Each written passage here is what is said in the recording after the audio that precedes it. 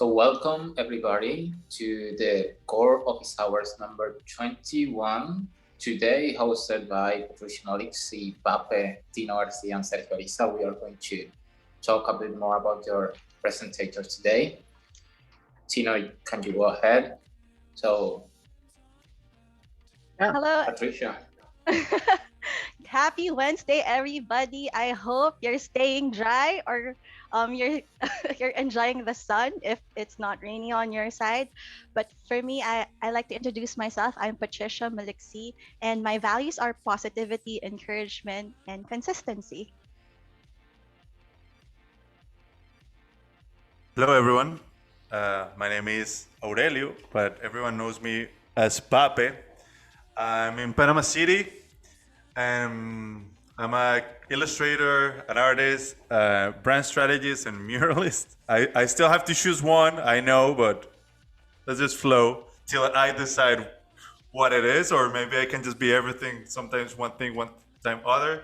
But yeah, I'm Pape, and my superpowers are feeling, creativity, and going with the flow.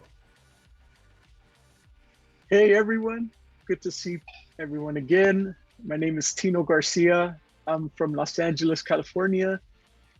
I am a UX strategist, consultant, and I want to be so many other things. I want to be a brand strategist. I want to be a chief empathy officer. I want to be a good energy officer. I want to be so many things that I'm just here to try to achieve all those things. And my core values are empathy, resilience, and collaboration.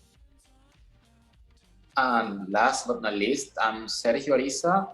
Today, I don't want to talk about what I am regarding my job, because I think that's limiting. So I'm going to tell you that I like to solve complex problems using brand strategy. That's better.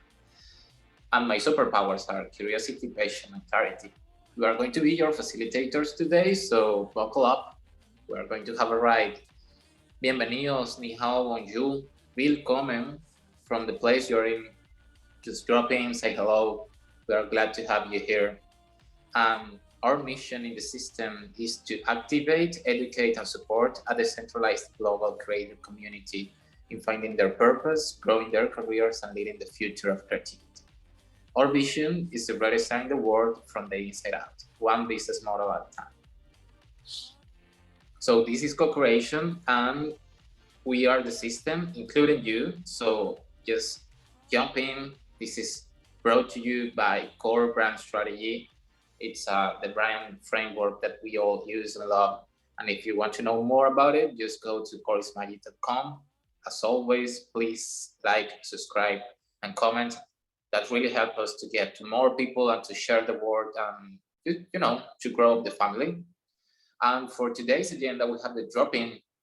The theme that we are going to discuss today is very interesting, at least for me. It's blockchain. I know we are heard about it, but today we are going to deep down. We are going to have our Q&A space, and then we are going to do the upload as always. So quick reminding for this week. This is a short week. We didn't have Clubhouse because of the holidays in the US, and we are not going to have design therapy on Friday. So we only have office hours today. You are seeing it live, and we are going to try to get back on normal scheduling for the next weeks. So yeah, let's go with the drop-in. Tell us your name, where you're at, what you do, and today's question is, what's one thing you know or are curious about blockchain, NFTs, or cryptocurrency or crypto space in general? I don't know if any of my co-facilitators want to model it to start rolling out the conversation. Yeah, Sergio, I'll go ahead and start. My name is Tino Garcia. I just mentioned it, Los Angeles. I just mentioned in my intro. So I'll just go ahead and tell you guys one thing I know about blockchain or crypto actually is I've learned about what it is, and I know that it's a type of currency, a newer type of currency. At least I learned about it like in about 2018. And the way that I learned about it was by diving in and investing, but in very small amounts. So I invested in Ethereum and in other small, not in Bitcoin because that was already kind of expensive, but in other smaller coins. I forget what they're called, but so smaller like XLM, and other smaller coins. So I'm learning that it's a very volatile. Cryptocurrency is very volatile.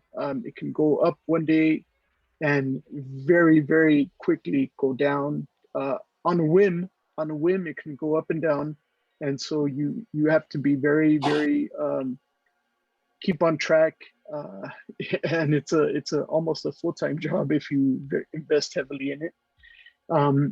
And NFTs, I'm just now starting to learn more about it. I jumped on the hype train.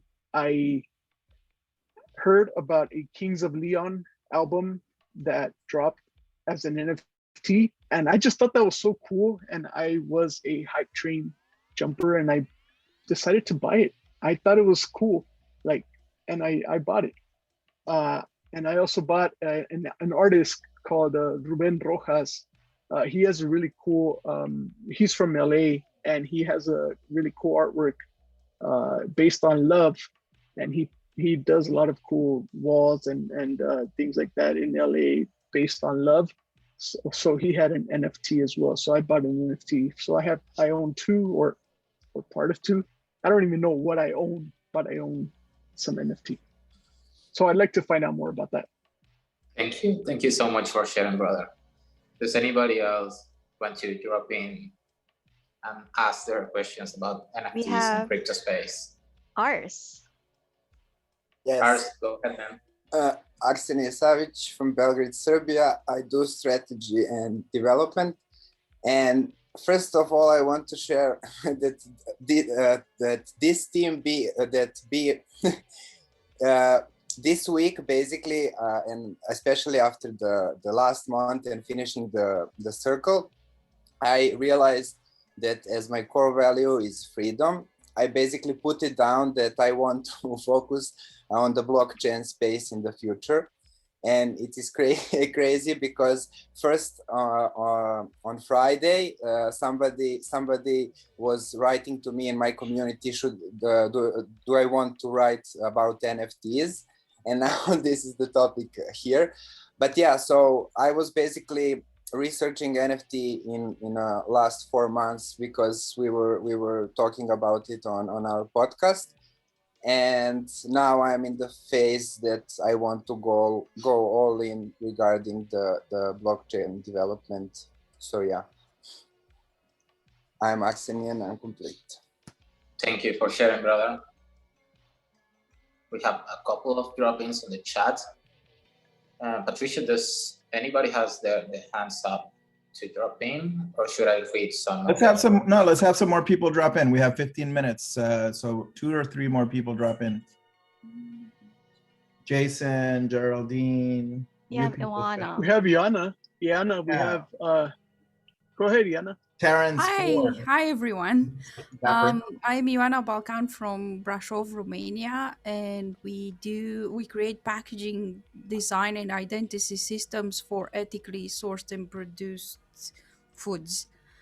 And we are very close to incorporating brand architecture and frameworks and processes in what we offer because it makes sense. I had the chance when blockchain and NFT soared to meet one of the guys that worked on the MetaMask wallet. And he explained so many things in 30 minutes. And I knew that blockchain would change the world in the sense that what you create is your own. Also, at the same time, I feel like there's also a lot of, can I use the word crap out there? in the NFT space, don't worry. Because it's so new, and innovation comes with a lot of elements of crappiness, and I'm want to know if you guys know something about how this was gonna become sustainable and stab stab I don't know the word. Like Stable. scalable. Stable, yeah. I had it in my mind and then it just flew away. And my husband has started getting into micro cryptocurrency, and we follow some very good people, no BS, on YouTube, like Alex Becker and Crypto Bureau or something like that, and Jared and I Crypto. And there's a lot to learn from there, and I liked projects like Cardano and Pi a lot. I feel that this is where it should be heading. I don't know if it just if it's just me. Thank you. I'm Ioana and I'm complete. Thank you very much, Ivana. Hello, So we have Emerson? Emerson. Go ahead. hello everybody. My name is Jersey. I'm from Houston, Texas. I come from Mexico City, and I'm a brand strategist. And with a company I haven't made yet, but that's what I've been working on with a client. So about cryptocurrency, I've been trading it for a while, but I'm curious on how to actually get hold of coins. So like, how would you store it? I know you can use a hardware wallet and things like that, but I don't know exactly how it really all works. I've heard horror stories of people accidentally typing in the wrong like address and sending their money to a different place. So that kind of scares me. So like I said, I know how to trade it and things like that. I just don't know how to actually like own it and store it for myself. That's what I would be curious about. Thank you very much, Jersey. Welcome. I think it's the first time that I see you here, so you're very welcome, and I'm very glad to see you. We have Yes. Emerson, Quevedo, and then we have Jim. Go ahead, Emerson. I just realized that I was not on mute. Hey guys, so Emerson Quevedo, originally from Guatemala, but I live in the US for the last 25 years. I'm a digital strategist and business developer. Been very interested in the blockchain and cryptocurrency for a long time. I had the chance to jump in the early days of mining Bitcoin. And I did got a couple of Bitcoin that ultimately became a lot more money than I ever thought that it would. So I'm very interested in that aspect. I've been doing it for a long time, have a little bit of experience. But to be honest, the one thing that calls my attention a lot is the non-financial creative aspects of the blockchain, basically solving all the problems that have nothing to do with money transactions. There's a lot of opportunities there. I agree with a lot of the things that have been said. It's a little bit of the Wild West. Everything there is something, an emerging technology, an emerging industry. There's always going to be a little bit of that, but crazy experiments like NFTs and other things related to IP and content creation using blockchain for authentication and authorization. It's exciting times because there is so much opportunity. Blockchain as a whole is an ecosystem that would allow for many things down the line. So I'm excited about learning, but I'm definitely more excited about we taking a look back 15 years down the line and seeing anything that might have come out of it. So exciting conversation. I'm really looking forward to this. Emerson, I'm complete. Thank you very much, Emerson. I think we have like similar concerns or interest regarding crypto and blockchain. One of the examples that I recall right now is the new Gary V convention that he's planning, the VCon. And the tickets for the convention are actually NFTs. So he meets intellectual property with event planning, with access to mentoring and consultancy in a single form with NFTs. So I think it's crazy the possibilities this holds in the future for us creatives. And now to just wrap up the drop-ins, we have Jim, I think. Yeah, Jim, go ahead. Hi. My name is Jim Leonardson. I'm in Chicago, Illinois, and I'm a brand strategist and identity designer and a maker.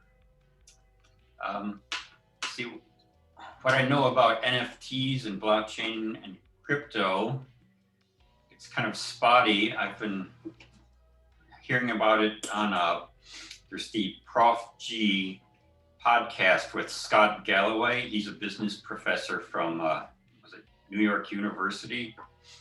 He was describing it, and I watched the video that was posted on the Facebook, was it the Systm Facebook stream yesterday about smart contracts. So from those two sources, I understand that NFTs are bought and sold with Ethereum. So it's not, I wonder if it's required to be Ethereum for the cryptocurrency. Can't just be any kind of cryptocurrency like Bitcoin. And Ethereum has the smart contract attached to it. So it's, my knowledge is a little bit spotty, or what I'm curious about is that the smart contract is pretty much a computer program that enforces the contract. So it would be possible to have something like royalties or residuals, maybe if you're doing a short video that other people are using, or if you had digital stock photography, maybe that. Yeah, you got it right, Jim. That's you got it right. Yep.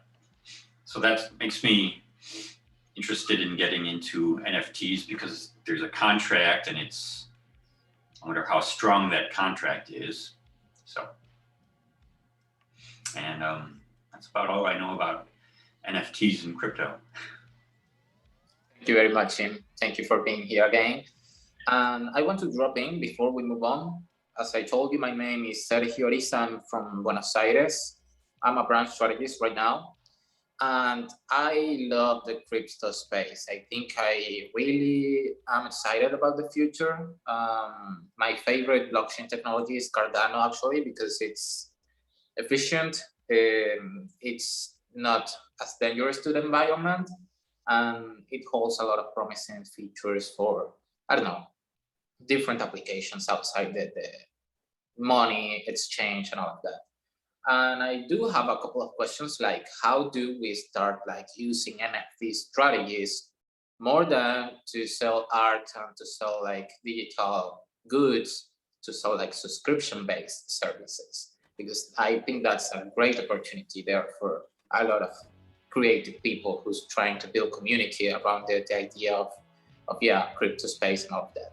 So those are like my main interests there. Now I want to thank you all for dropping in, for participating, for unmuting yourselves. I think what we need to know about these sessions is that we are each other's teachers. I mean, we are going to start answering each other questions with the expertise we have on the team. And without further ado, I think Jose will take it from here, introduce the team for today. Let's talk a bit about blockchain. So, Jose, hermano. Gracias, Sergio. Sergio is an amazing host. I love this.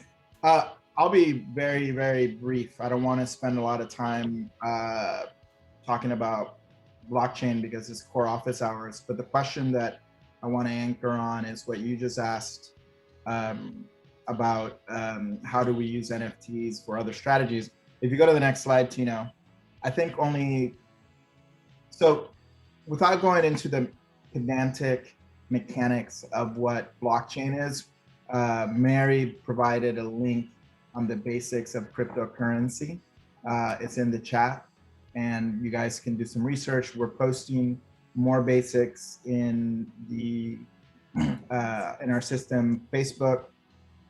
And this week and next week, we're gonna have blockchain as a theme. On Monday, our clubhouse will have an NFT pioneer, Jesse Garushak, who's also the guest for our podcast, our next podcast episode that is coming out soon. And I think the one thing that I want to share with you guys, if you go to the next slide, at the end of the day, The only thing that, if you want to take away, once you get into the understanding of the currency aspect, if you get into the understanding of the financial aspect, it's really that it's a new type of structure socially. Everything is about agreements, right? If you think about the agreements that we have with our landlord, if you think of the agreement that you have with your bank, with a loan, or with a client, you know, that says they're going to pay you when you deliver something, etc. All those things are simply agreements. Marriage is an agreement in most countries and in most states. The idea of decentralization as it emerged in 2009 with Bitcoin was a response to the financial crisis. It was a response to how do we actually have sovereign systems outside of our centralized banks, centralized governments, etc., which all have political implications. Right now, for example, Latin America, Nicaragua, Colombia, there's a lot of instability. Brazil, because of the governments, even not for here in the United States, we've had a very unstable 4 or 5 years of governance.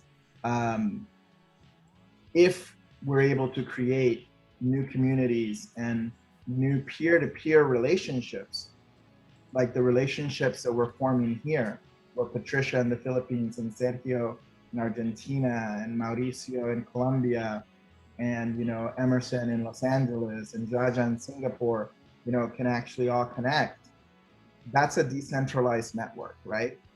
The next step of us being able to exchange value and have agreements with each other on the blockchain is our vision for the system. So one of the reasons we're introducing blockchain to our vision is, for me personally and for the experience that I've had, that Mary has had, and Mary is our resident blockchain mama in the system. It's really about the promise of a future of what our Synergy's core value is, which is freedom, where we can actually be free because we're able to exchange value amongst ourselves, and we're able to create abundance by exchanging that value. So that's the foundation that we should know about, how all the things that we create, you know, pan out and how they relate to the blockchain is something that's unfolding, because creativity is one of the first use cases that is emerging through NFTs, through things like, you know, creative contracts, you know, between, you know, a buyer of services and a seller of services. We're really beginning to pioneer a lot of what the blockchain will become globally. And there's a lot of exciting things happening within the space. So I'm really excited to hear everyone's point of view. I'm Jose Caballer and I am complete. I love the diagrams, by the way. The diagrams are super nice. Just some basic stuff. Next week, we'll go deeper and we'll talk a lot about the vision for a creative future inside of the blockchain next Wednesday and next Friday. Thank you, Jose. So that's our topic for today, but we have another, we have a guest actually, or our presenter. He's not a guest, he's been here. So to introduce Tino, Tino and I met through this community last year. Same Zoom call. We were chatting, dropping in, and he messaged me during one of those webinars. I think, I'm not sure what month, but I think we've known each other a year now, and the rest is history. I'm so grateful to cross paths with Tino, and we've practiced core together. We did it. We facilitated core in our with our friends, and also I've learned so much from Tino because I admire him of how he applies or how he facilitates from an eye of his point of view from a user UX strategy standpoint and designer. And now every time, to be honest, Tino, every time now that I work on something, even a deck or how I face things on my deck, I ask myself, how will the user see this? And he's such an awesome person, and I also see him as a mentor. And without further ado, he's such an awesome person and with lots of love. I'd like to introduce my brother, Tino Garcia. Tino. Thank you, Patricia. Thank you very much for that wonderful introduction. I'm humbled by that introduction, and I appreciate it. And thank you for the time, everyone. I'm just gonna talk really quickly. It's a little bit off the topic of blockchain, just a tiny bit. It's more kind of harking back to the conversation we had regarding, the business model and using core and how core impacts a business model. And I wanted to just speak to that a little bit. And what I'm going to be talking about is in particular two kind of businesses that I feel like I was able to impact from a user designer's perspective. And it came about almost in a roundabout way. So I was presented with two opportunities, and they started off as, being a user experience designer. They were presented more like, hey, we need a website. And I'm sure if you're a designer or a UX designer, there's always opportunities that are presented to you as that, like, hey, we need a website, can you help us out? So what I did was I took the opportunity and I tried to dig in deeper, and as a problem solver, which all UX designers, we want to be, and we are, I took the opportunity and wanted to dig in deeper. So I, coming from the learnings of core and from studying, Jose and the wonderful framework that him, Mary, and the whole team have come up with, I, try to put that into practice in my messy kind of way, but I feel like I put it into practice. So I'm gonna run through a quick series of slides, and hopefully there's some benefit or goodness in some of these for you guys. So the first, business that I worked with is it's called Nipa, and it was a Filipino food pop-up concept. So this was just a concept for a company, and it was a series of pop-ups. And now that it's a little, might not be as PC to say now, but that was the way that they had decided to pronounce pop-up, because Filipinos usually mention, the P's with F's. So it was a series of pop-up restaurants. And instead of just immediately jumping into deliverables like wireframes and, all designs and things like that, I wanted to find out, what is it that, Nipa is? What, instead of just a pop-up, restaurant or a pop-up event, what is it? And so we ran a core session, and we ended up with something really, really great. And, as a, in case we need a little bit of context, I have, Emerson here online, because he was on the team that was helping me work with this. But we have, we came up with a great brand statement. Nipa provides experimental cuisine to curiously hungry customers in a spontaneous environment, helping them feel insatiably cultured and part of a groundbreaking culinary movement. As you can see, I got the room, you can't see the people there, but we had a room full of people. We ran an in-person session with, marketing teams, developers, the product team, designers, and, a bunch of people that we wanted to get ideas and collaborators from. So it was really, really cool to work with them. And from that course, just the brand alignment session, we were able to get some insights, and we were able to get a target market from that. And I can share some of the details later on, because I don't want to spend too much time on that here. But we were able to then craft out from an impact narrative session, a journey, like how does this user, get where are we going to get revenues from? Like, how are we going to, eventually make this a viable business? So we came up with getting revenue streams, and how are we going to hire talent, like chefs and things, and kind of make it a full scale, catering event. rather than just a pop-up concept. So at the end of the journey, we were able to, brand the restaurant, the pop-up concept, and we even were able to hire one chef on, chef star. We had a lineup of a menu. We partnered with a donut shop that we're also trying to get something started. And we also partnered with the Golden State Warriors because we were up in San Francisco and we were able to partner with them.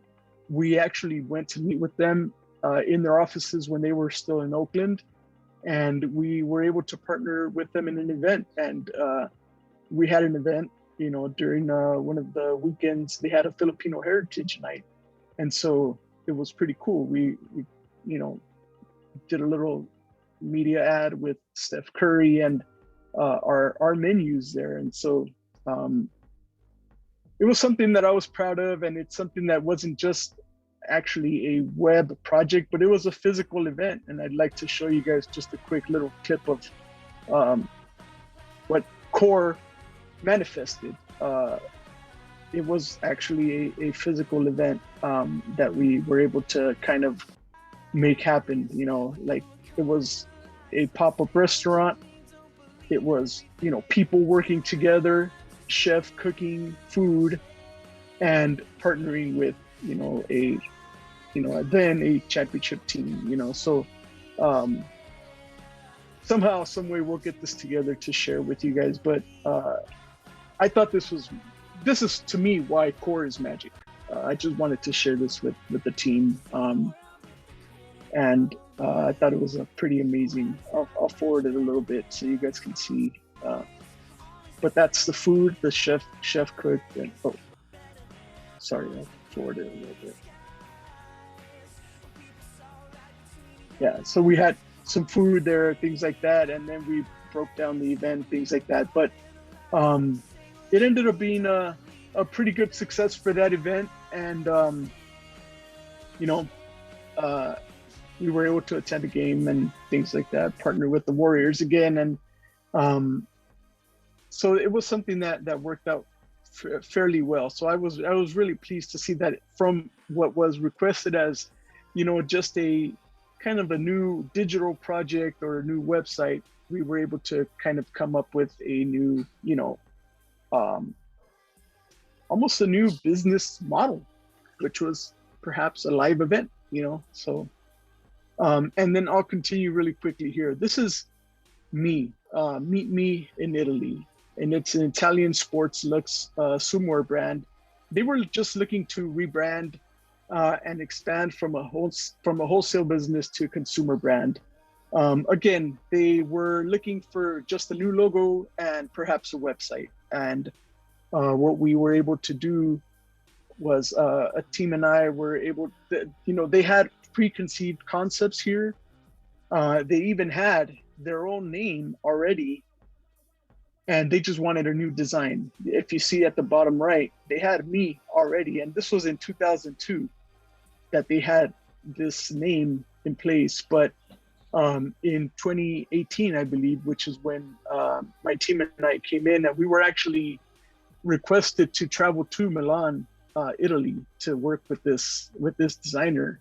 To run the core session so that they can now brand themselves properly. And it was a very grassroots core session. As you can see, there's not a lot of bells and whistles. There's just a big white paper on a wall. The team was rather small because we had to travel, but we had the client there. We had a product person there, and we had myself as the designer and a few other people there, like the developer, and I forgot who else was there, but there was a few other people there. But we ran Core, and the session was magic again. I mean, from that we and if you could see there, some of the language there we wrote in Italian. I mean, we didn't just do it the way that we ran it. We ran it in in their language. So cultura, cliente, voce, feeling instead of benefit, and valore, peculiaridad, is their X factor. So we ran it in a way that we try to make them feel like very inclusive in the process. And at the end, we were able to come up with a good statement for them, which is that me provides sports looks to the sophisticated oh shoot, I can't read it very closely, but to the sophisticated aspirational to a sophisticated customer in an aspirational environment with an exclusive voice, helping her be conscious and feel ready to be me. And so I believe that's what I read. I can't read it very well, but in any case, we came out with a very, very strong brand statement that the customer was just ecstatically pleased with, that they ran with, and were able to establish a very strong luxury swimsuit brand with. And we were able to then travel with them to their where they produce these pieces of swimwear. And it's just amazing to see how their brand statement now match the beautiful pieces that they designed. And again, this is a team that we worked with, a very small team, but it was a tremendous success that we were able to run. So again, it was core, ran it live. To me, and to the client, in both cases, just two small case studies, but to me, core is magic. Core was magic. And thank you for listening to me. I appreciate your time. Yo soy Tino and I am complete. That was fire. Absolutely, man. Thank you very much for sharing. I'm going to ask for snaps for you, because I really think that the times we get to see core, like out of just graphic design projects, we get to know a bit more of the power that these frameworks holds. And I think you are a master at doing it. And I want to acknowledge that publicly. And I think I'm speaking for a lot of us when I tell you that we admire you and we think your work is great, man. So thank you. And congratulations for just being able to share this. And thank you very much, man. Thank you, Sergio, and thanks everybody for listening and tuning in. Sometimes it's difficult. I'll just share this really quickly. It's difficult to share because not a lot of these are a success all the time. Some of them live on, and some of them don't. But sometimes, it's not always the designer or the facilitator's responsibility for some of these things living on. So I have to accept that myself as well. So anyhow, we're ready to move forward. Thank you, man. Thank you for sharing. I think it was good to see core as well in another language. It's not in Spanish or English. Now I got a lot of ideas. But yeah, I think the projects you showed are amazing. And now I'm going to ask you to go to the sharing rules. Yes. So we are going to enter to a Q&A section of the gathering today. We have a couple of rules based on the Gestalt rules. So number one, don't give each other advice. For example, when we are answering the questions of our partners, you don't start by, you should do it this way. You start by, this is how I would do it. This is why it worked for me. Or you can start by speaking about secondary experiences. Like, I've seen X people doing it this way, it might help. So that's basically the core rule, to make sure that we are not transgressing or imposing a point of view in others people situation or problem. Just speak from primary or secondary experiences and we'll be good. And without further ado, let's go to the Q&A. You can start firing up your questions about what Tina just shared about core in general, about cryptocurrency, or I don't know, my favorite ice cream flavor, whatever you want to ask. I think we have Jaja raising her hand. in the video. Hi, Yeah, Jaja. yeah. Hello guys, so Welcome. lovely to see you. Thank you so much, Tino, for sharing your process. I'm super inspired. Thank you, thank you, thank you.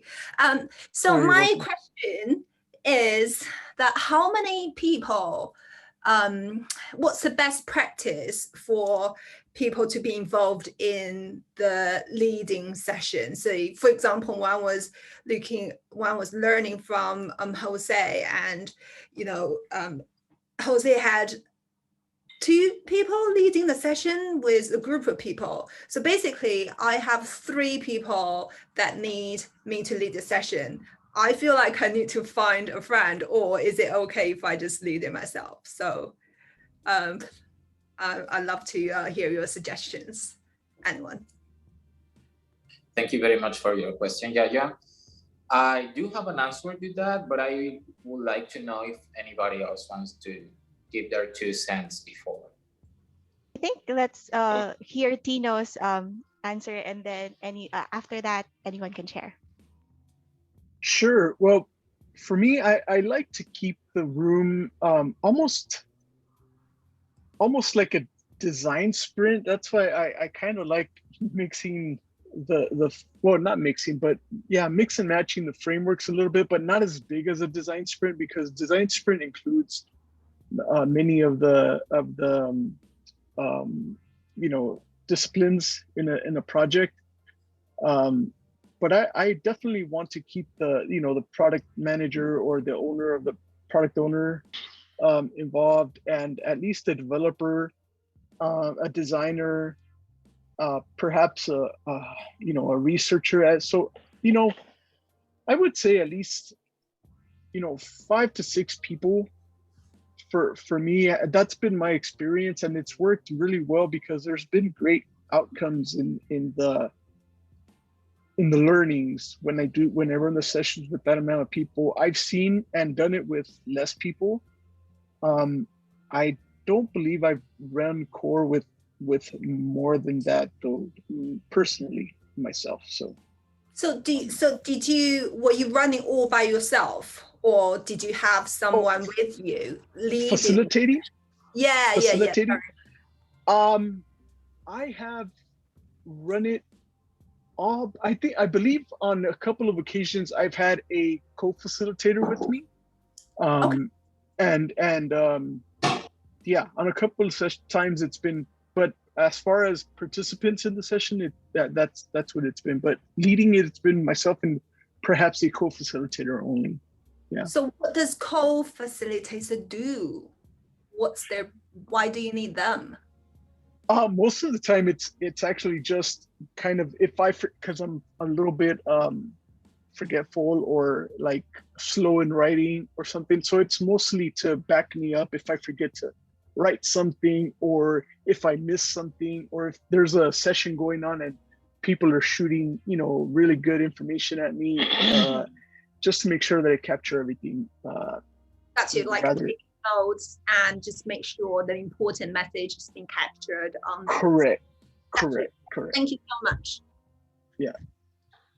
Can I add to that, Tino? By the way, hello everybody. It's been a while since I've actually been Scholar. here. It's good seeing Scholar, y'all. sure. Yes. So to answer your question, based on what I usually do, I'm from a hip hop background. So what I try to treat each session like, I think it's important to keep people comfortable and keep it fun. So usually what I'll do is I've enlisted my wife and on board, and she's usually the person that writes down for instance, with the brand attributes, every attribute, she'll write that down, and I'll pay attention to engaging the audience or the people in there. As far as the amount of people, I usually try to keep it under 10, but that's worked successfully for me. But I would say if you're going to have a co-facilitator in there, be clear on what their job is. My wife actually comes in. She's from a background of journalism, so she may have some adjectives that I don't necessarily know. So she'll kind of chime in like that. But for the most part, I'm the one that's doing the main facilitation, and she acts it. So I'll be the MC and she'll be the DJ. So that's how I kind of like to do it. And I'll keep the audience engaged, make sure it's fun. because the larger groups, what I found is that when you're dealing with larger groups, somebody is going to try to be quiet, and I'll be the person to try to get that person involved because they may have some information, and keep them confident. Keep them confident. Let them know that their opinion matters and things. So that's what has worked for me. That's amazing. But if I don't have someone could take notes for me, I'm still okay to run it myself. Then you're the DJ and the MC. You ever been to a club where the DJ is on there scratching and he's like, everybody get up, blah, blah, blah. So I like to keep it fun. Like, yo, now coming on stage, it's me. Right, Jose. I'd like to thank me. I like to thank me, and I like to thank myself, and I like to thank me. Yeah, this is great. Yeah. Thank you so much. I really appreciate it. May I add something to that? Because I don't think I've done core by myself, but I've run other facilitations for other frameworks. I am just like, I tend to forget things. Sometimes I don't write down an important note. So something that I've always done is recording. You have to let your client know and, kind of giving a little bit of advice as to why. But I tend to record the conversations and go through them after. So if I don't have someone to help me facilitate, it doesn't really matter which framework or what type of facilitation I'm doing. I tend to record the sessions and then just go over a couple of times, picking up notes, earmarks, and information that I had. So I agree with Tino and with everybody who has said that it's always better. I think it's really, really helpful, but it's not a deal breaker. If you can record it, then just go over that. I find sometimes a little bit of additional information that was between the lines just by listening to the conversations when I'm not under the pressure of writing down or putting stickers here or giving people instructions. If I listen as a listener from a third person perspective, I find that I get a little bit more information as well. Gotta be careful though that doesn't influence what your group of people who you were facilitating to gave you, and then start making decisions on your own. That's a little bit of a balancing act, but it works for me.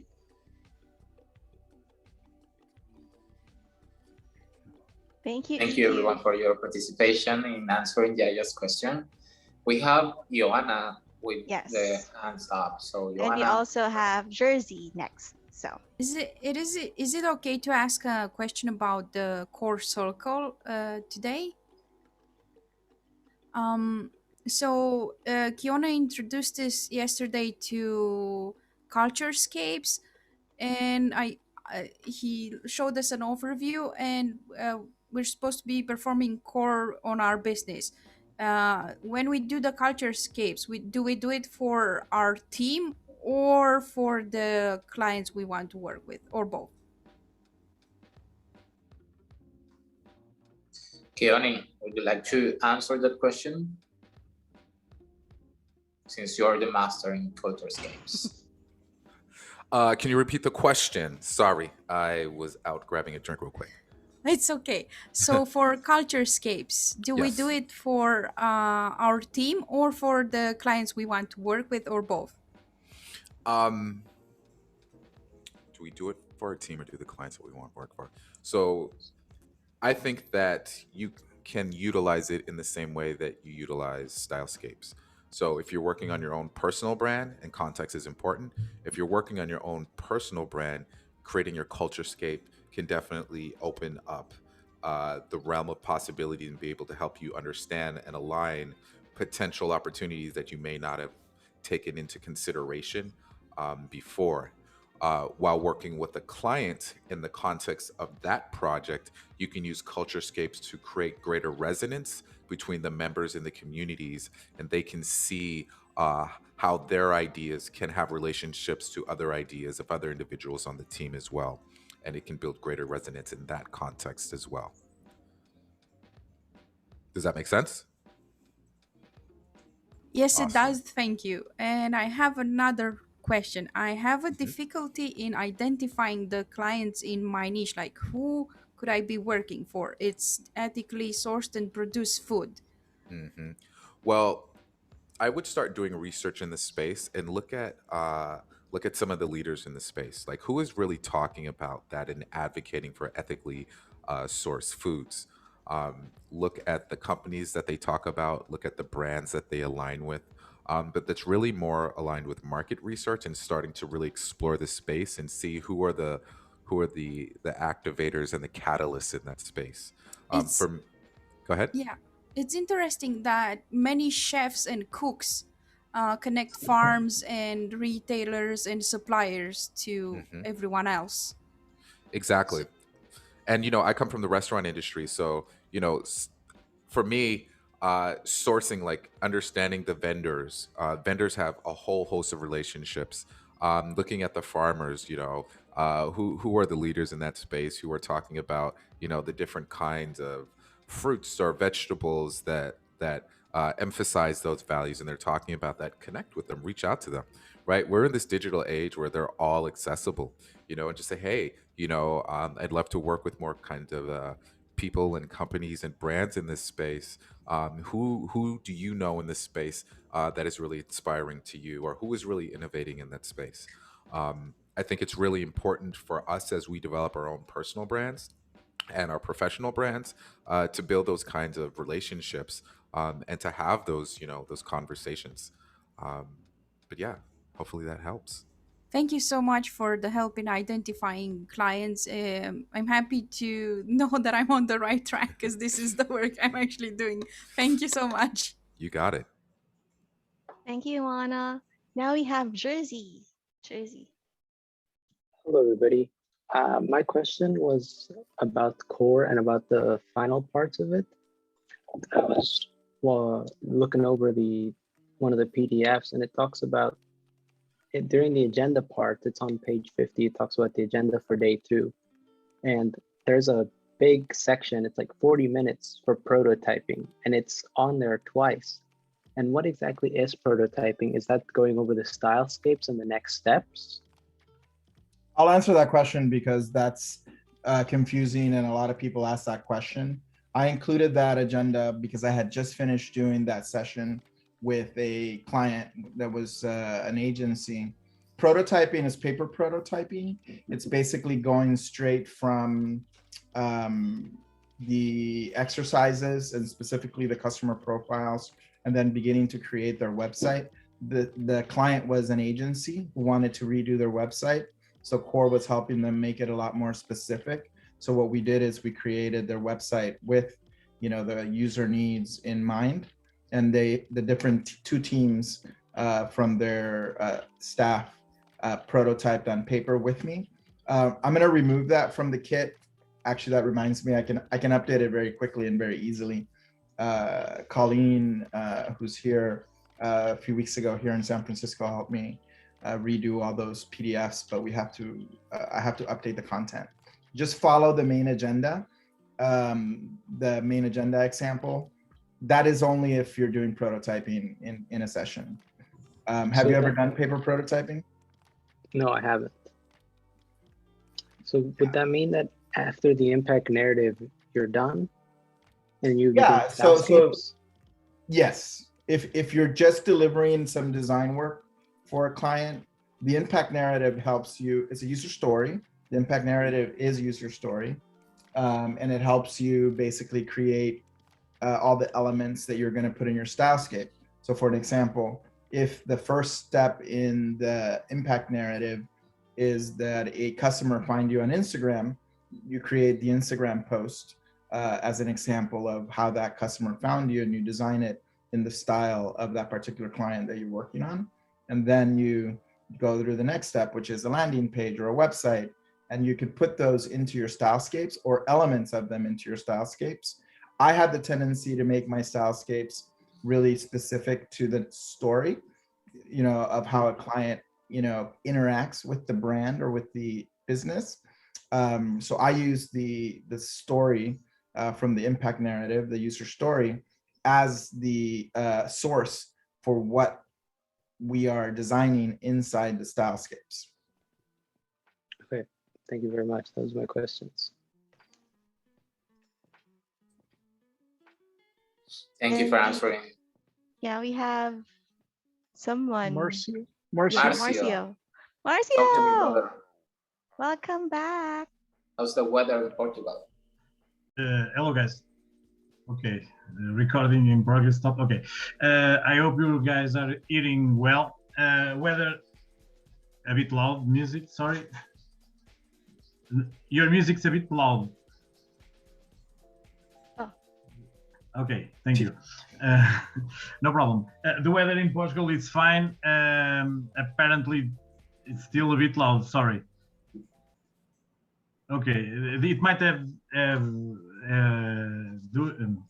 when the recording gets stopped, it might have something to do with the music changing the volume. Well, I would like to add a couple of things, my 2 cents in this conversation, because I'm also running core with the theater. I already told you that in previous sessions, and I was wondering during the process, when would what kind of deliverables would I have to deliver in the end of core? And last session we were doing those revenue objectives, the revenue, the goals, yes, the goals prioritization. And I was thinking, but I'm already here. When should I deliver some deliverables? And I was debating with someone in the group, and after the first exercise, the brand attributes, I think that there is the time to present, at least for example, some sort of brand identity, because we have the attributes and we can lock something regarding the brand, at least visually. If we need later a new site, a new whatever, new poster, a new advertising campaign, whatever, but if we're dealing with a brand new company, I believe that that's the point. There's the point when we should create the first deliverables. The brand identity deliverables should be done in that spot. Would you guys agree? After the brand attributes, and not just in the end, because we were doing some goals, right? And I was thinking how to address those goals if we do not have yet an identity. Well, the theater, the entity I'm working with, already has an identity, but if we are meant to adjust it with the brand attributes, wouldn't it? It's sorry, the music, it's loud again. I think it's your headphones, Marcio. It might just be you, Marcio, but just pause the music for now, just while he's doing the questions, so he doesn't. I'll pause to now. Interrupted, yeah. Sorry if it's me. But I think I had your question, Marcio. Is this your question? Okay. So your question is, if you're doing the brand attributes, you should just present how the identity is going to be expressed right afterwards, instead of going to all these other exercises and before you do it. So why not? The answer to that is yes. The answer is you can do that. You can just do the brand attributes and then present identity. There's no problem with that.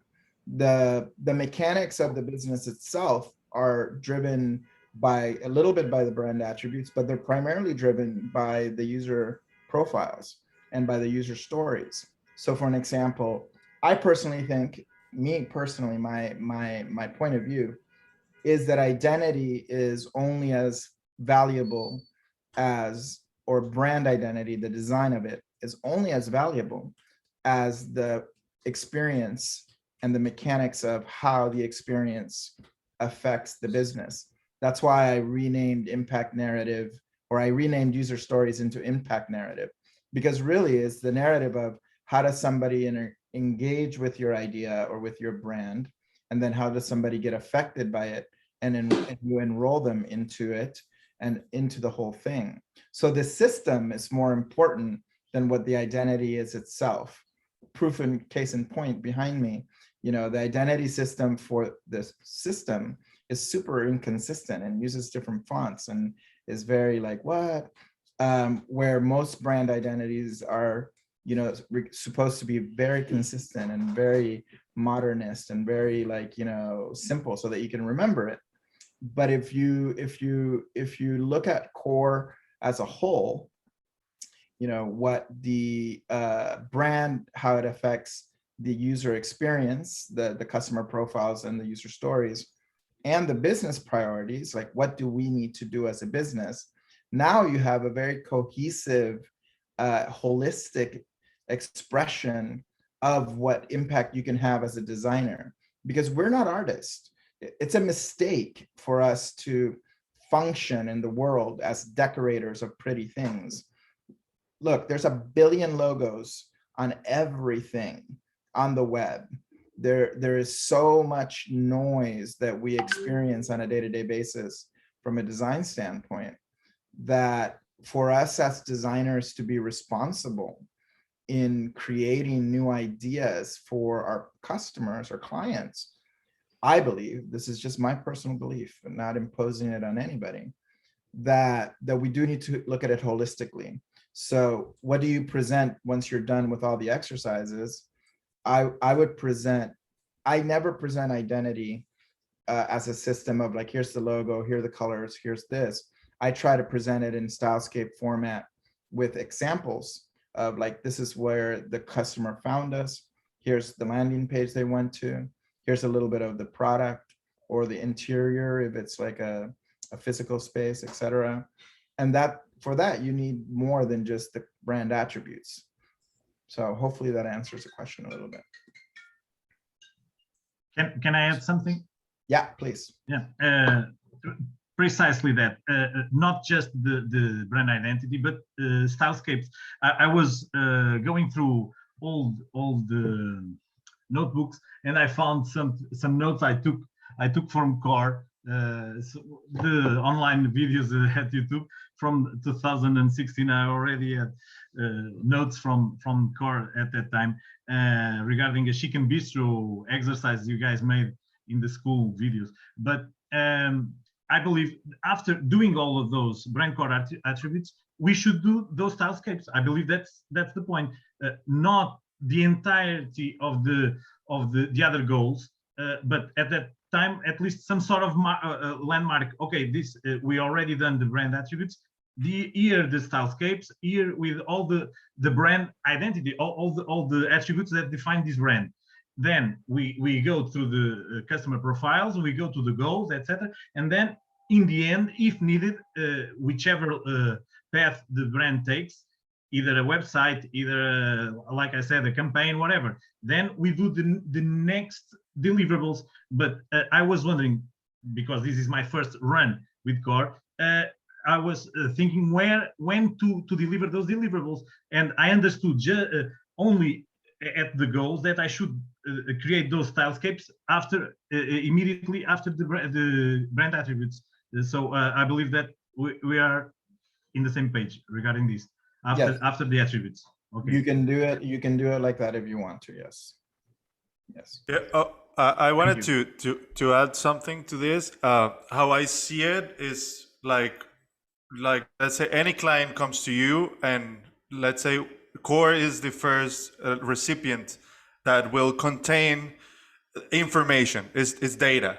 So here is like you have this shape, and you're getting all the information from the client, and you're putting it in this container that is Core, and you organize it. So brand attributes is one container where you will understand the culture or like everything that is there.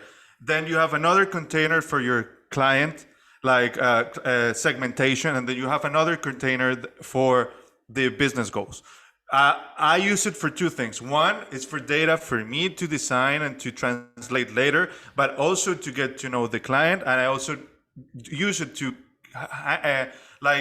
let them be accountable of what they're saying and to gain clarity about their business. But because in my experience, many clients come with big ambitions, and the business goals prioritization allows me to put those ambitions into reality, and it tends to be like a reality check for them, because they come with big ideas, and that's where I start dividing the deliverables. I always say it is, if we have to start in awareness with a brand identity, that's the other container, and after Core I will open the container, to any segment that I have to go. If I have to go to a web, I will search for with those attributes to web. If I have to do illustrations, I will take the brand attributes with the client profile, and I will do like a research for that and send like some mood boards or stylescape, whatever you want to call it. But how I see it is just like opening sections in channels.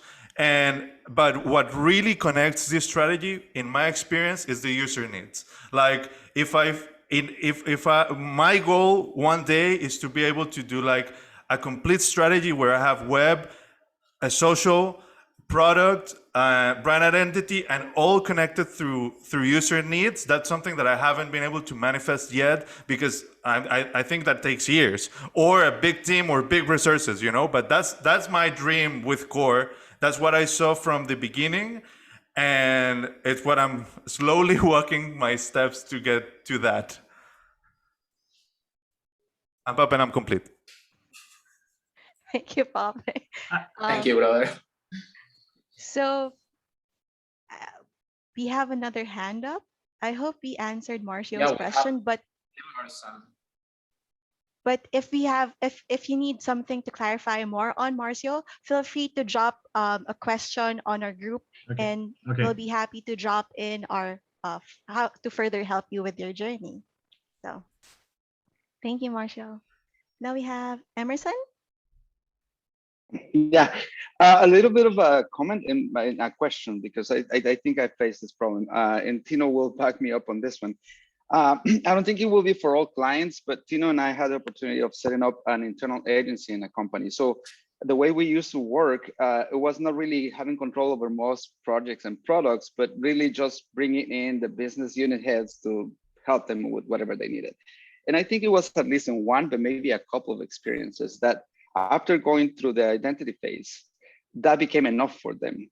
And then they basically drop anything else that follow after. And just because, the identity offer some clarity to them in terms of who they were, where they were going, they took the project and ran with it. It didn't went as successful as it should have, because from my perspective, they didn't go through the entire process to get full clarity on everything. So my the comment is that might be a little bit of a problem with certain clients in certain industries. And the question is, have you guys experienced that? And if so, is there anything that you guys do to avoid people basically going through identity phase, getting enough answers from that, and then running with it without really going through the full process? All the time. I'll add just a little bit, and then other people can chime in, Keone, or anyone else. I think the biggest mistake I've seen that I've done myself on teams is not take the team all the way through user stories and narrow the execution and the examples of what the execution can be through the lens of a customer journey. Because the minute that you have the identity, the minute that you have those things all in place, they're just really excited and they start doing like a lot of things, and the different departments start doing, changes to their work. And one thing I had to do on a really big project that had like 4 departments, I had to go to some of the key departments and then teach them how to do user stories and make a request from them, only to request and present to me their ideas in the form of user story. Otherwise, I wouldn't accept them. Like, oh, I have this idea, or I have this idea. No, just tell me what the user story is. Otherwise, I'm not listening to your ideas, because I don't have time to field all these. And also, what's the priority to the business and to the financial objectives that we were given by the CEO? A lot of ideas come up, and especially creative people that have super cool ideas have the tendency to present outside of context. So that I've experienced it. I've made the mistake of not enforcing or pushing for, user stories that are really clear. It just makes such a difference on business collaboration with large teams. I'm complete. Could you repeat the question? his question was, Keone, whether when people just get excited because they just have the brand attributes, is following up on Marcio's, where they have the identity and they just go and run with it without finishing the other aspects of core. Yeah, for me, I actually plan out the exercises of core based on the maturity of the company for that reason. So when I deal with startups, the founders generally have an idea of the product and the user story already. It's a smaller team. That user story generally already exists because the product or the service generally is a reflection of that user story. So me starting with attributes really gets them excited and invested into the process, then moving into stories and then priorities at the end. It makes sense for them. When I'm dealing with a more mature brand, I start with profiles. I start with the user stories, and then I move into the attributes. And that way, they already see the journey. They kind of can see the narrative and the impact that they're trying to deliver. So by the time we get into attributes, their mindset has already been anchored in, this is the experience that I want to deliver. Here's how I express that experience. And then by the time you get to priorities, they're like, okay, how can we prioritize delivering this experience in the best way possible? So for me, the maturity of the business is super important, because that allows for me to then, gauge the way that I execute, the exercises. And in my experience, that has made a huge difference in dealing with them moving forward. I think about one of my longest engagements, which was for about 3.5 years, and that's exactly how I presented it. The company grew to have 5 divisions. They went from, when I had started with them, I think they had 60 employees. And when I left, they had, I think, something like 850 employees, 5 different divisions. But that process that I started in strategy from the very first division, which was, what are the user stories? And then using that same process and that step with each of the leaders for each division, sort of kept like this hierarchy where they understood, like, when they would come to me for assistance or they wanted my support, they were like, okay, well, here's the profile, here's what we're delivering. I know our attributes are this. I need confirmation from you. And so it was less about, oh, we just want to do this thing because it's exciting and it's a shiny object. And it was more rooted in their consciousness. Like, I had seeded that commitment to understanding the user and their story first before worrying about the external attributes and the expression. But that's just my experience. I like that, and correct me if I'm wrong, Keone, but having the perspective of the user and their needs first doesn't almost put them in a better perspective, even if they run with whatever the initial discovery of branding is. Even if they run with that, just because they are thinking of the user first, it also puts them in a better perspective to even make better decisions, even if they don't finish the entire process. Oh, absolutely. So their head of business development, I required for him to go through this process because he wanted to be very involved in the website that we're building. And so for this company, they had a very complex sales process. And so when he explained to me the sales process, I was like, okay, great. I'm going to put it in a user story. And then we're going to create profiles around that. And when he was able to see it in that framework and to be able to execute, his clarity became so much more significant. And then when I aligned, okay, here's how the website is going to accentuate that. Here's how we're going to supercharge your sales process using the website. Here's how each feature pushes them along the line. He was like, oh my gosh, this is incredible. And then when we added marketing on top of that, because we were doing all of their marketing activities, newspapers, magazines, etc. They would win Grammys and BAFTAs, all kinds of crazy stuff. He was like, oh, now I can see how these different pieces of media now push this user story. So now he was able to see how all of the work that we did as an agency was rooted in this understanding of this single user who was a priority for us to understand and influence, and how to integrate them and our activities together cohesively and in a way that we could plan moving forward. Now, right, this is a huge company, right? Everything has to get signed off. There's so many steps in the process. So for them to see that and to be able to scale using that same framework was huge. So every single time there was the question, he was like, all right, man, it's this profile, it's this division, this is what we're trying to do. We saw this really cool thing over here, and I was telling them no, but they're kind of pushing back. Is this something that's legitimate for us? And I would always be like, well, what do you think? His name was Morris. I'd be like, what do you think, Morris? And he'd be like, well, I like it, but it doesn't really fit with the user profile. Exactly, right? And so for so much of our conversations, it took time, right? Like, mind you, we worked with this company for 3.5 years. So it took maybe about a year and a half. And of course, we're building out all these divisions over this time.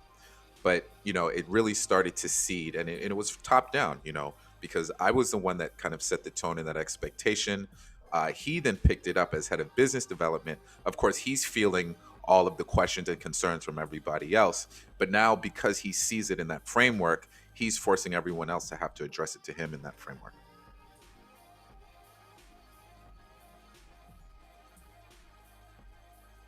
Thank you, Keone, and thank you, Emerson. We have 2 more hands up, and with that, we will proceed with our program if in respect for time. So, yeah, Jim, did you raise your hand or was it accidental? But let's go with Jersey first. So I had a question. It's I feel a little weird, nervous asking it. So I understand that a lot of the things that clients tell you, for example, about their brand attributes, their customers, it's coming from them. That information and knowledge is coming from them. So they know that and you don't know that. And then the exercises, with translation, they'll turn that into something customers can understand, I feel a little scammy in a way because I'm not really giving them much that they don't already know. So are they paying me for the synthesis and translation, or what, or is it because of the facilitation? Can I answer this one? That's such a good question. Go for it. It's first of all, I've been exactly where you are. I know what you're feeling, and it took me like 4 core sessions to really stop feeding my ego into like knowing stuff I didn't know and thinking that I wasn't valuable for not knowing. It took me a while to accept that I can approach any session without knowing, and that yes, they're paying me for the facilitation and the knowledge that I have for creative work, and to my power to translate. I'm not there to have every single answer, because I'm not creating their business. That's why people have business models. That's why people do research, all of that. I'm just here to ask good questions, help them, bring clarity to them if I can, and just bring curiosity to the table. That's how I approach it.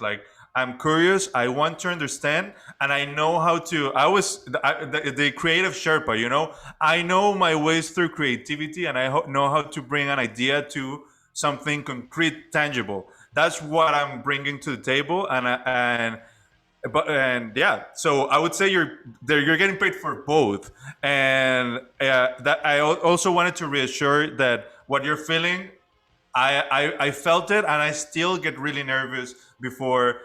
Course strategy is like going to a first day of school. So I would say you're in the right process, and it's a great question, and thank you for asking it. And just to show that this is a safe place for asking questions, and you're safe here. There's no stupid question. Just like in core, we're here to have fun. Everyone can participate, and yeah.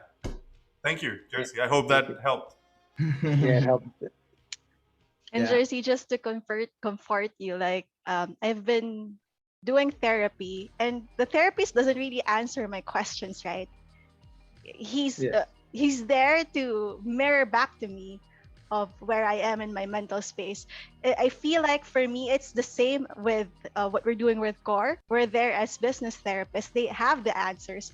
We're there to facilitate and help them gain clarity on what direction, as well as translation, because that's also a gift and a superpower. So own it.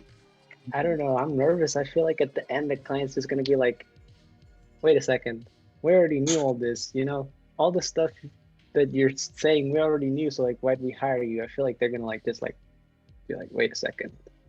So let me dive in real quick.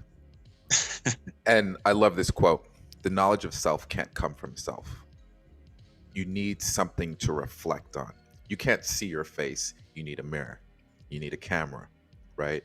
And this is all based on Hungin, Hungin philosophy, or psychology, excuse me, which he believes that in the process of talking and expressing your feelings and having those things reflected on you, then you can kind of understand better who you are and how you are.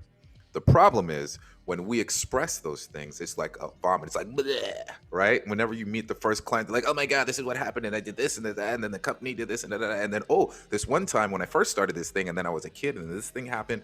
There's no framework for you to understand all of this information, right? It's like taking a bunch of Legos and just throwing it out there and just be like, "Oh, well, obviously this Lego is supposed to be like the Death Star, but it's just a bunch of small pieces. How can I put it in a place or framework so that I can understand how it all fits together?"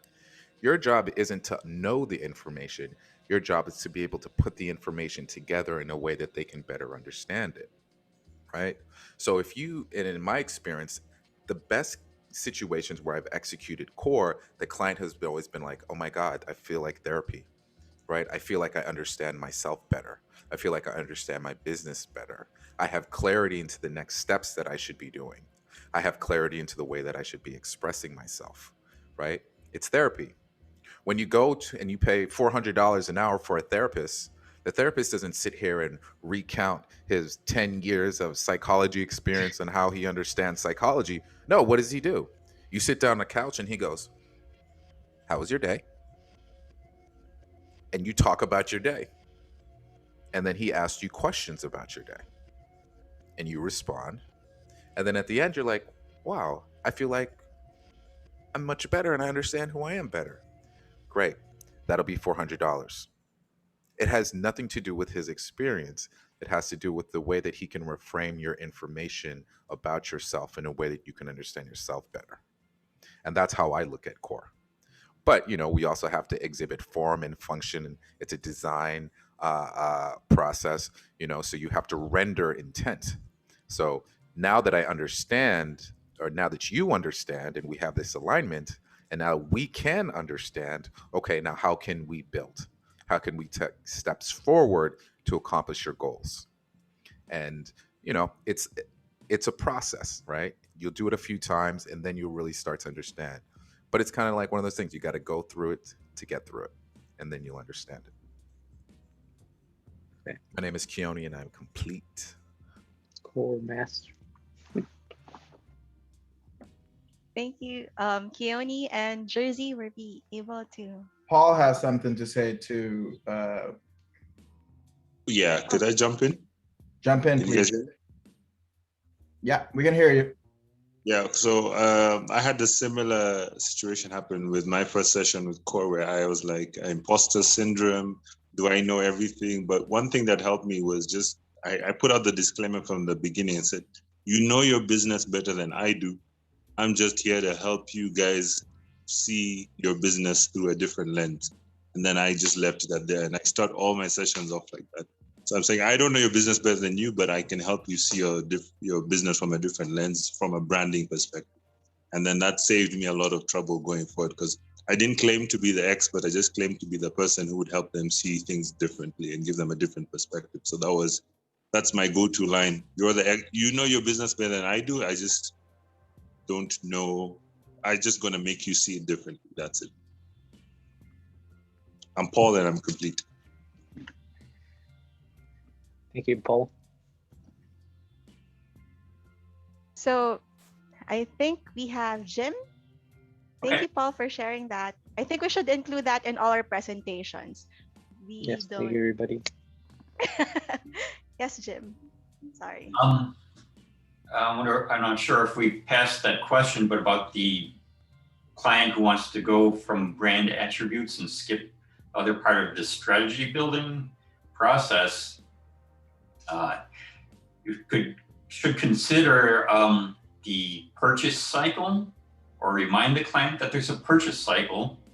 So there's a pre-purchase, a purchase, and a post-purchase. So if you're building an identity and trade dress and all that, that's a lot of that is for the purpose of differentiating the business and identifying your client's enterprise to the customer, or identifying the source of the product or service to customers.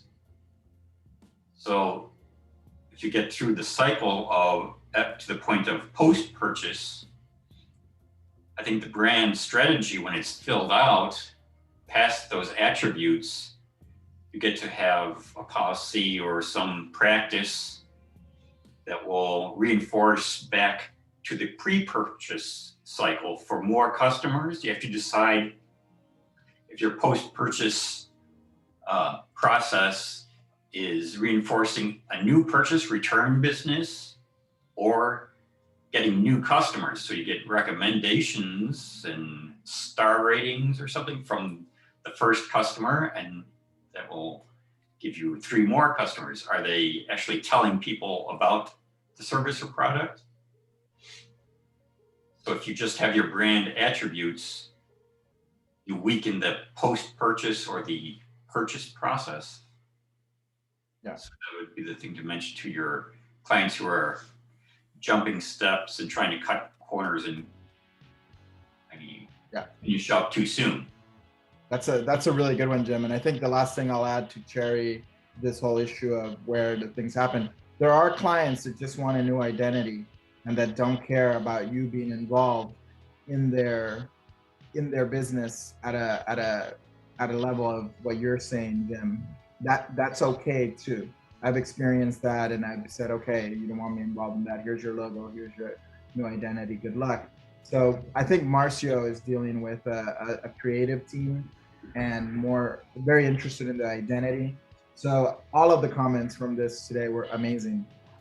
Super, super, super powerful. Thank you, Jim.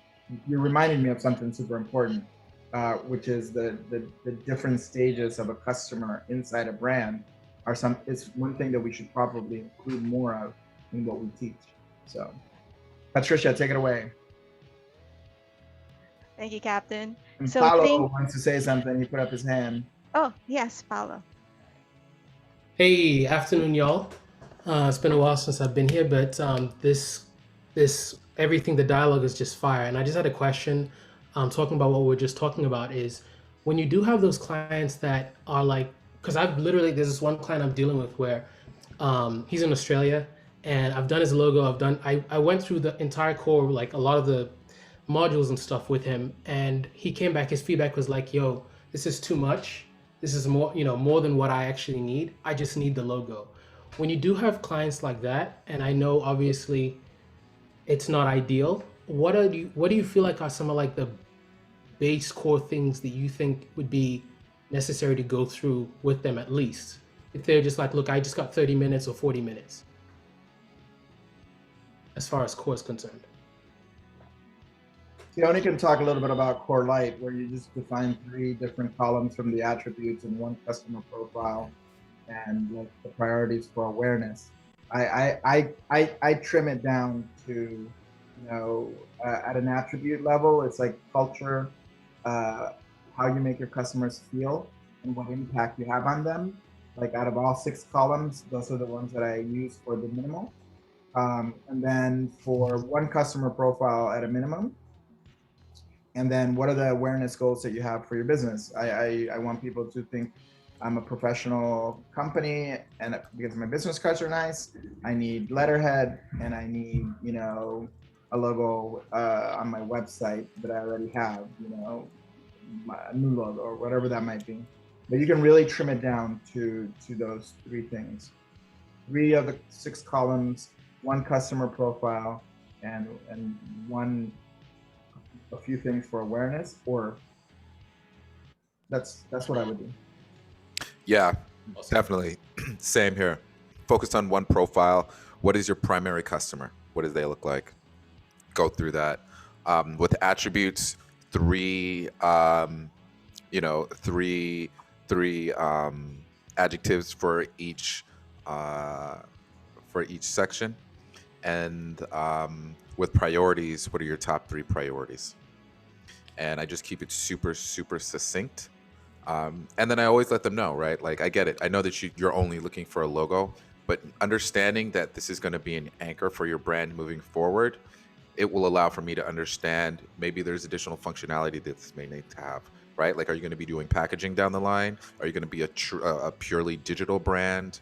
Like, what are the different elements in that, so that I can understand to build this thing to anchor you in something that can iterate towards that goal potentially in the future as your business grows. And then that also gives you an anchor point too to, okay, great, here you go, execute it, great. I'd love to circle in with you in a year. Core is something that is like a living document. I would love to see where you're at in a year. Maybe we can add some data into this, and maybe we can pick up. Hopefully you're at a point where you have some more revenue, and maybe we can take on maybe the next item, right? And maybe we can continue to build, right? I love that. That's super helpful. Yeah, man. Super helpful. Thank you. Mm-hmm. So thank you everyone for all your questions. And I think we had a fire session today with the blockchain presentation from Jose to Tino sharing his process. But I'd like to ask everyone, and if you have any more core questions, please feel free to drop it on our Facebook group, and Mauricio will drop the link. And for that, our upload, we'd like to ask, what was one valuable thing you got from today's broadcast?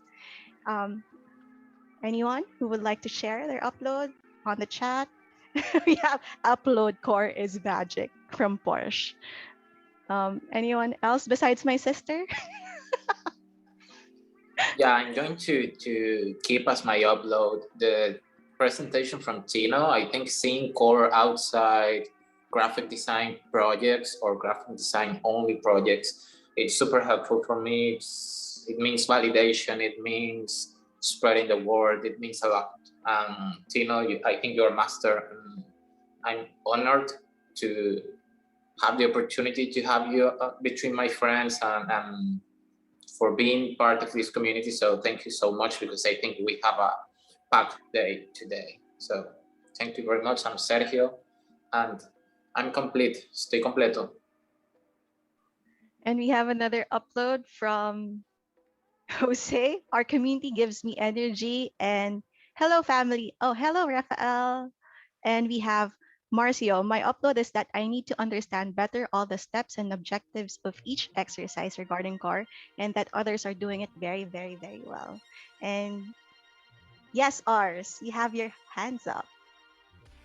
Yeah, I just wanted to circle back to the beginning and what Jose was talking about the blockchain, because the more I go into the blockchain field and research it about it and know the problems of it, the more I feel like the way this community is modeled, creator, and function is like, how to say it, it's although I'm developer, I hate talking about technical side of technology, and I feel like being part of this community is like really modeling the side of blockchain that you cannot see anywhere else existing, because everybody's talking about technology, because this side is usually messy and nobody wants to deal with it.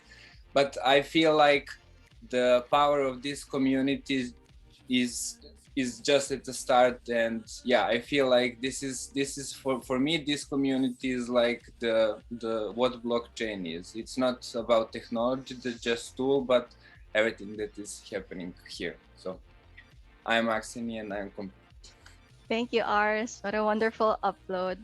And we also have Jersey. I believe it's his first time. So welcome, Jersey, and thank you for being so brave and unmuting yourself. And you had pretty good questions today that gave us a lot of us like wanted to chime in and So we encourage everyone, even if it's your first time, to please unmute yourself. So Jersey said, the most valuable thing I learned was knowing I can feel safe here and all the help I got answering my question. You are so welcome, Jersey, and we hope to see you in the next broadcast. So, in the topic of community, we have an accelerator program that Keone will share more about. Keone. Yeah, guys.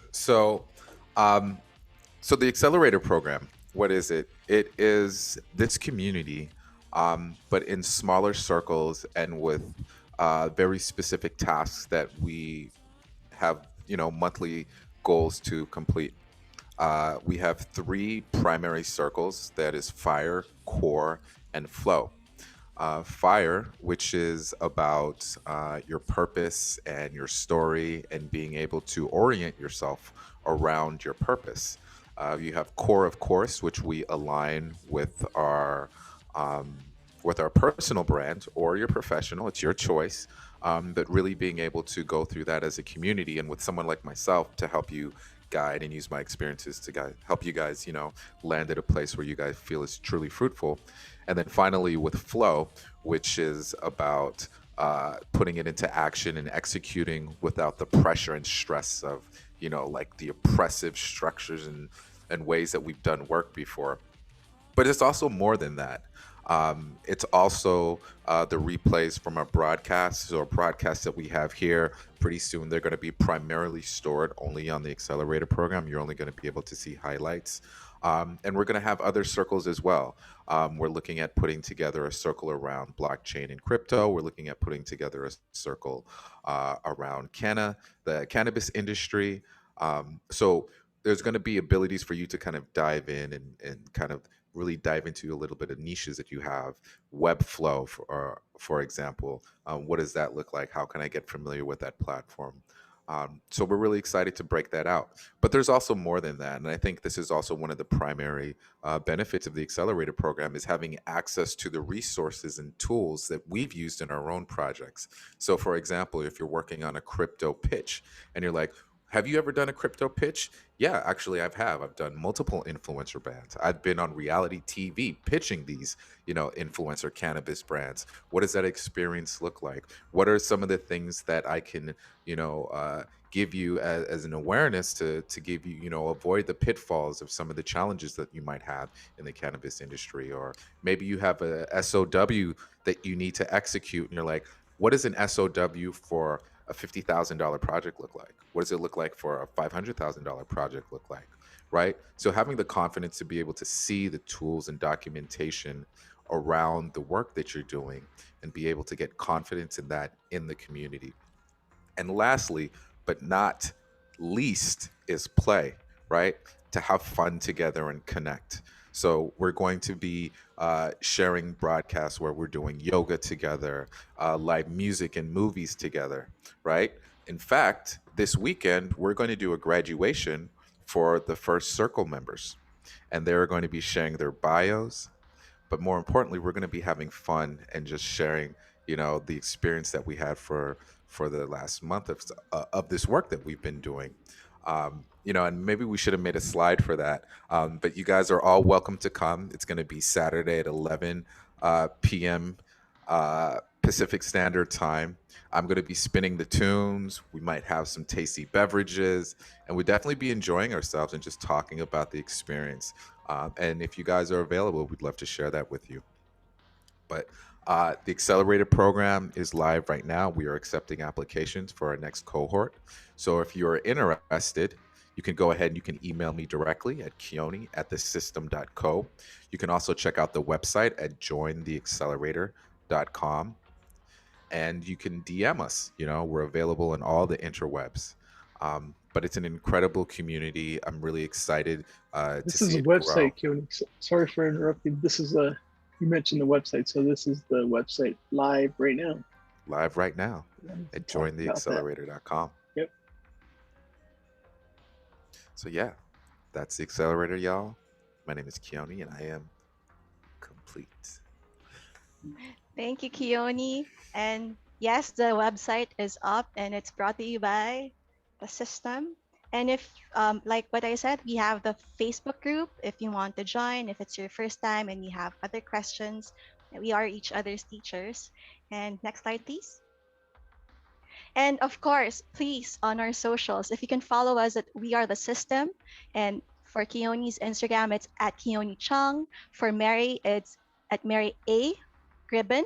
And for Jose, it's at Jose Caballer. And please, we love seeing your posts, what you've enjoyed during the broadcast. So please share it with the hashtags #CoreIsMagic and #WeAreTheSystem. And of course, coreismagic.com. So don't forget to like, subscribe, and comment for our videos that's uploaded. And now it's time for music and no cookies. Let's all hang out. It's done. We out. No, I'm kidding. Thanks, everybody. Thank you for joining us. Thank you, everyone. This was a Appreciate your presence fire-up here. session. Now we can just go cray-cray and hang out. Everybody can leave. You can go home. Good night. Have a great day. For those of you who want to stay for a little bit and fly like Pape. Pape. Yeah. Where's your iconic outro? There we go. There's Pape's iconic. He was so ready for it. Jim, show us something today. So one really random share, this last week when I was riding up to SF, I stopped at a party in Ojai, and they had a capsule that was portals inside. It was a multimedia mirror-based capsules that looked exactly like this, but in real life. And you could actually go in it, and it was like, you couldn't see which way was up. It was super amazing. So yeah, I got to experience the portal like container.